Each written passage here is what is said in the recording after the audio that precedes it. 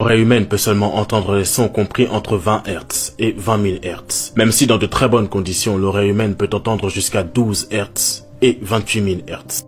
Mais ça c'est autre chose. L'œil humain, lui, ne peut voir qu'entre la gamme de fréquences 430 THz et 790 THz. Comme vous le constatez, ce que l'humain peut voir et entendre n'est qu'une petite fraction de la gamme totale des fréquences sonores et lumineuses qui existent. Autrement dit, il existe tout un monde, toute une autre réalité qui cohabite avec nous, mais que nous ne pouvons ni voir ni entendre. J'ajoute à ça le défaut de l'être humain de croire qu'une chose n'existe pas parce que lui ne la voit pas, est un terrible frein à son éveil. L'amour, par exemple, ne se voit pas, et pourtant je crois que nous avons tous fait l'expérience de savoir qu'il existe.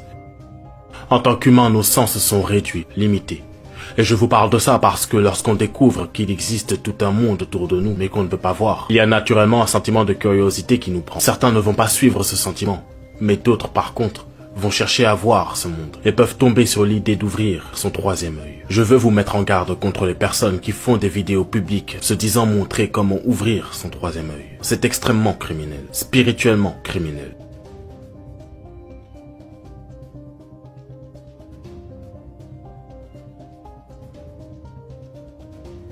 Si l'on n'est pas prêt pour ce qui se trouve dans le monde invisible, on peut perdre la tête et être la cible parfaite d'être désespéré et hautement mauvais. Je vous explique. Tout est énergie. Nous sommes énergie. Tenez, regardez. Cette feuille est morte, mais son énergie vit toujours.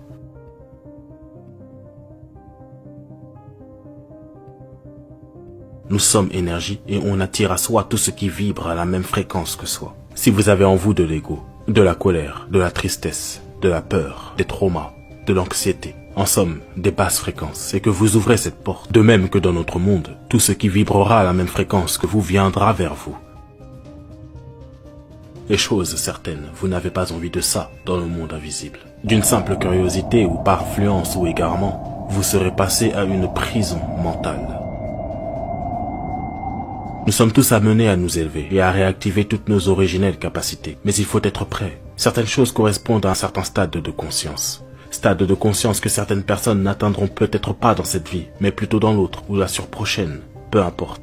C'est pas pressé. L'éveil est un long chemin et nous réussirons à atteindre le but final. Mais parce que nous n'avons pas tous la même horloge biologique à ce niveau, s'il vous plaît, ne vous pressez pas. Si vous n'avez pas réussi à vous défaire de vos basses fréquences, restez ici. C'est ironique, mais vous serez plus heureux ici avec vos douleurs qu'ailleurs.